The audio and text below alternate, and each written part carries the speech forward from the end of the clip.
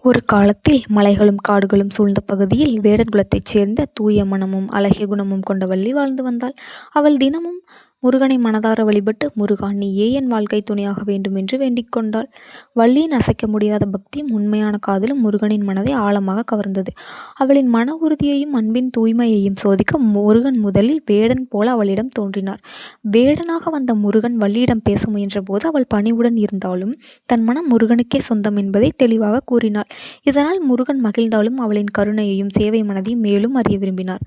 பின்னர் முருகன் முதியவர் வேடம் பூண்டு வந்து, அம்மா, எனக்கு பசிக்கிறது, நடக்கவும் முடியவில்லை என்று உதவி கேட்டார். வள்ளி சிறிதும் தயங்காமல் உணவளித்து கருணையுடன் அவரை தாங்கிக் கொண்டாள். அந்த பொழுதில் முருகன் தன் தெய்வீக ரூபத்தை வெளிப்படுத்தினார். வள்ளி அதிர்ச்சியுடனும் ஆனந்தத்துடனும் உணர்ந்தாள், தான் காதலித்தது ஒரு மனிதனை அல்ல, உயர்ந்த தெய்வத்தை என்று. முருகன் வள்ளியிடம் அன்புடன் கூறினார், உன் காதல் உண்மையானது, உன் காதல் சுயநலமற்றது, உன் கருணை உயர்ந்தது. அதனால் வள்ளியை தன் துணைவியாக ஏற்றுக்கொண்டார்.